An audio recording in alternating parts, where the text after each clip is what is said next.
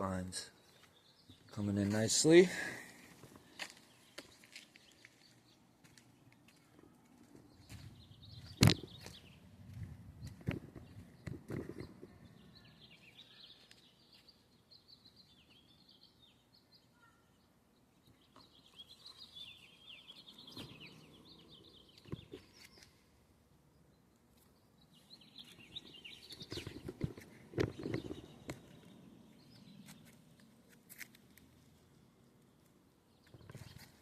And the roots are looking really good. Get the shovel. Alright, check it out.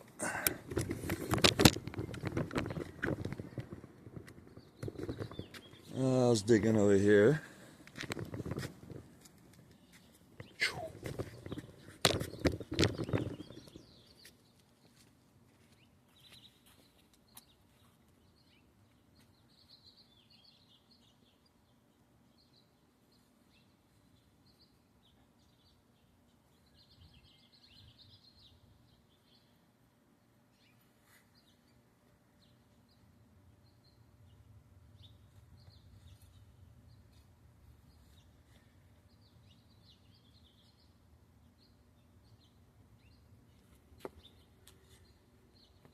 So here,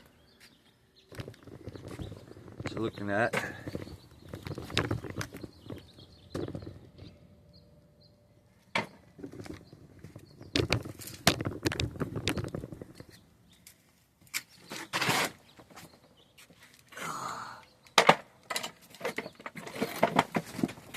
Opa.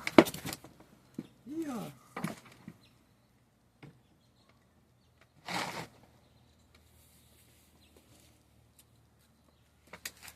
See all these roots coming in nicely.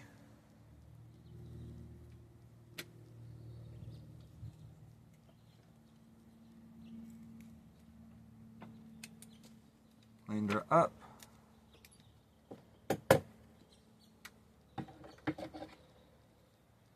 And now she's ready for a transplant.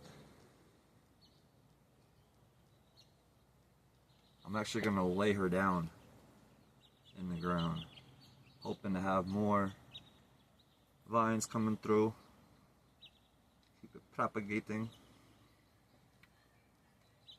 I've got these vines, ARC, American River 2016, horticulture class, propagating a vineyard, how to propagate a vineyard.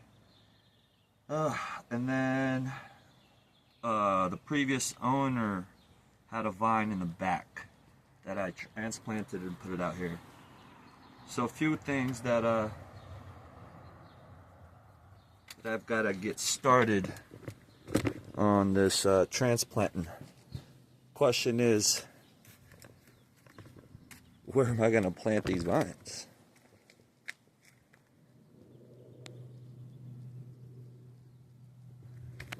Look at all these. I don't have to rush it. I don't have to transplant it. But that is the point of these clones, is to get this vineyard started somewhere. Anyways, I'm gonna put her in some water right now. Where is the buckets? Alrighty, here we go.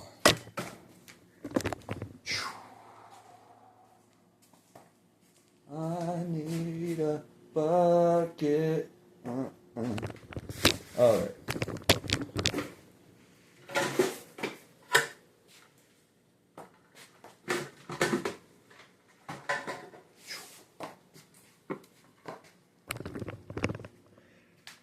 Perfect.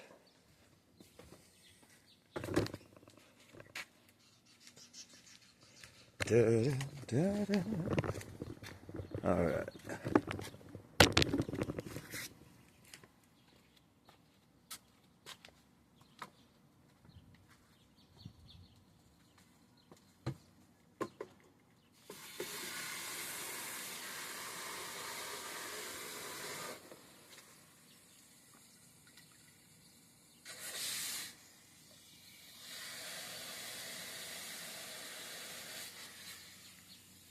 Right. All right, all right.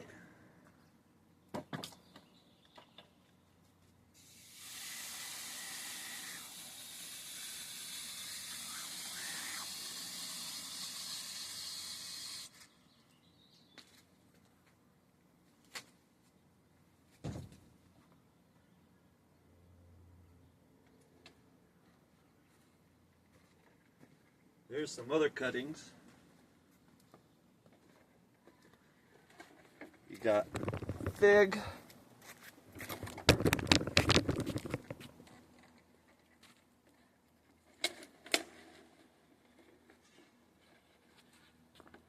Roses.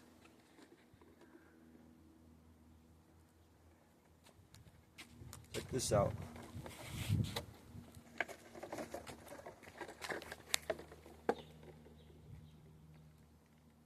Got little figgies on it. I don't know if this branch's even alive yet. Still.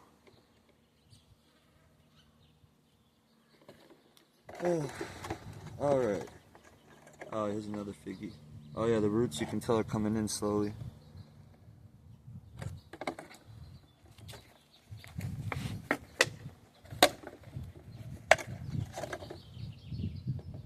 Grapevine. Little rose.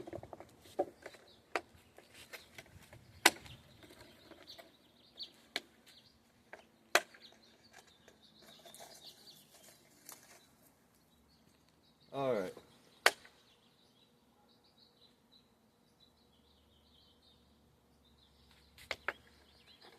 Now the fun part.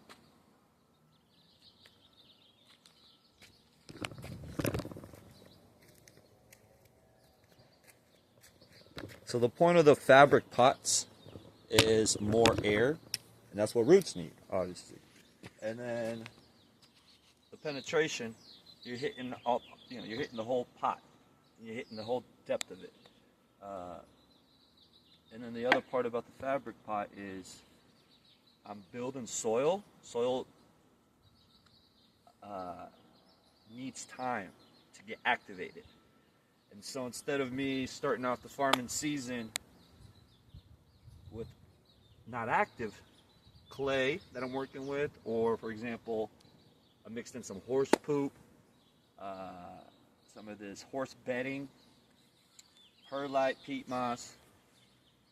So these pots are built a little different than my smaller pots.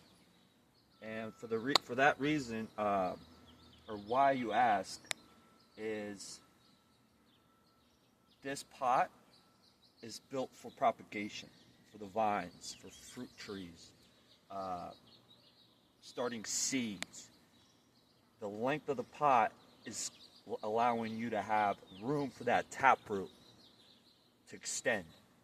And so as I'm building soil, to keep it active, you gotta wet it. So as I'm building soil, getting it active and wet, I got worms in here actually naturally creating activity. And beyond all that, to not waste time, just pot sitting there and just throwing water on it, a woody grapevine or a fruit tree takes about 2 months, 3 months for that hardy plant to develop a root system. So for that 2-3 months,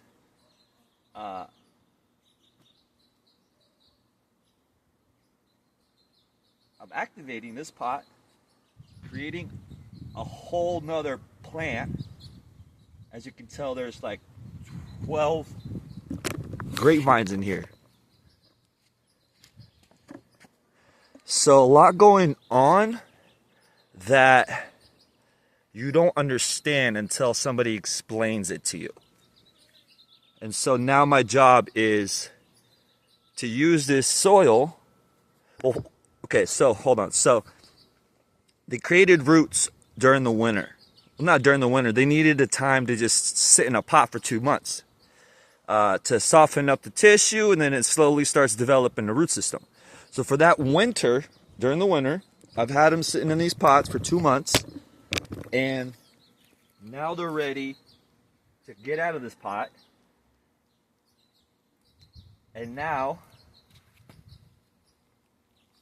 I'll be able to reactivate this soil, if that makes any sense.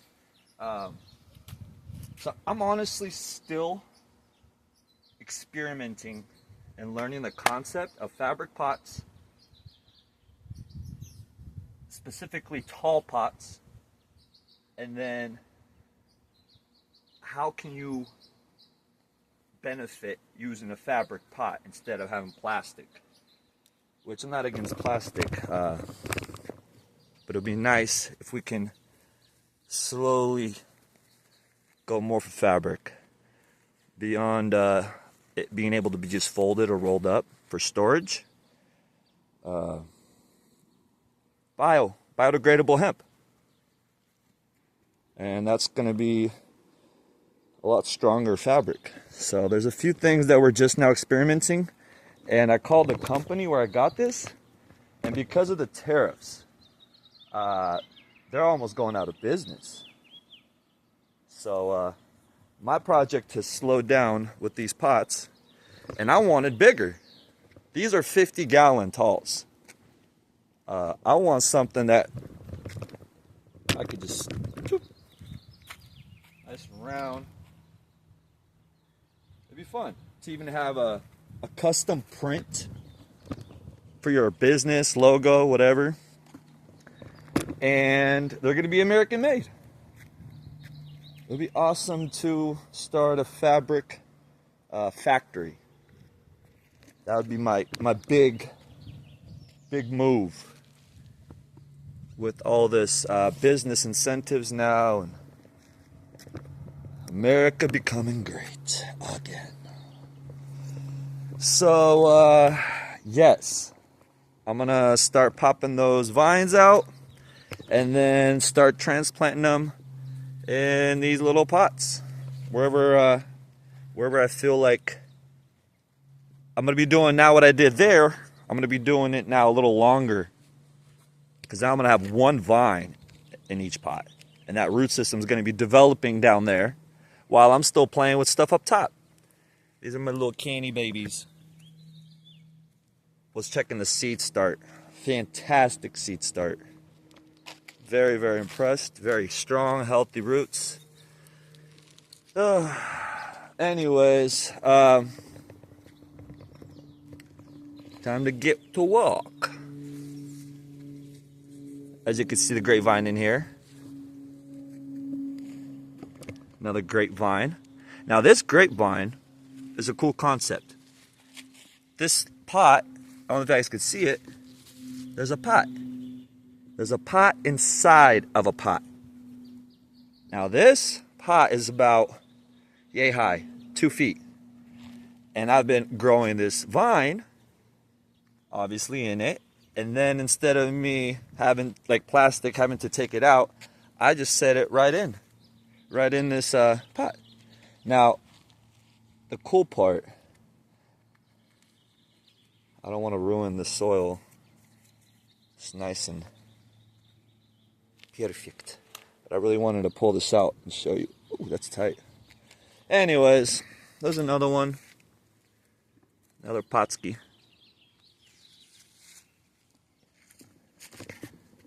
There's a blackberry in a pot. Small pot and big pot. Thornless blackberry. Beautiful roses.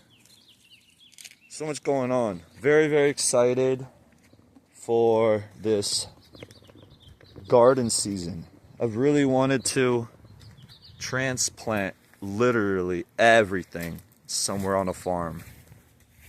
Somewhere on a mountain with my horses and goats.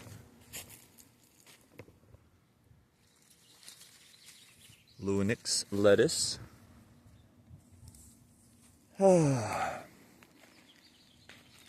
This is how it used to look until I started selective breeding and got them as dark and purplish, full of color throughout the years. It's been 2019, so going on like 6th year breeding project. Oh, check this out. You're gonna like this. The barrage is magnificently blooming. Alright, here we go. I got the white barrage, which is apparently a very rare color. And then I've got the more common version. And they're together. Hopefully cross-pollinating for the next round seeds. And then I got the barrage that shows me a little pink that I've started seeing through a cross-pollination with a cigar tobacco. Cigar tobacco pistils, or whatever you call them, pods. I don't know, the little, like the flower is pink, bright pink. Anyways, as you can see, the beauty. Oop, where you at? Careful, little beastie, trying to pollinate. Get it.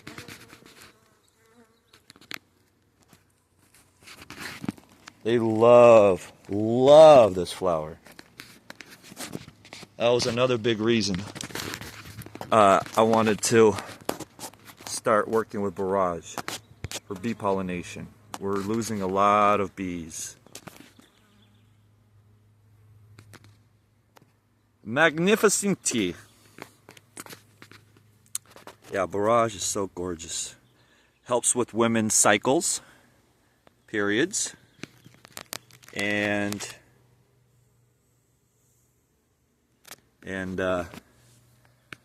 anti-inflammatory, apparently. Fresh, sauteing it. It's a little prickly because it's a medicine. It's a medicinal plant. Very hardy, grows very strong. The shoot tastes like watermelon. I don't eat this too much. I have it more for pollination. It'd be fun though to play with all of this stuff in the kitchen. A farm to fork kind of vibe. Burashki. She is beautiful.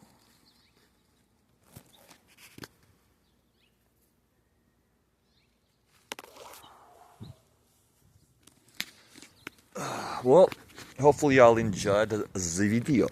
Take it easy, baby. And love, my love, love.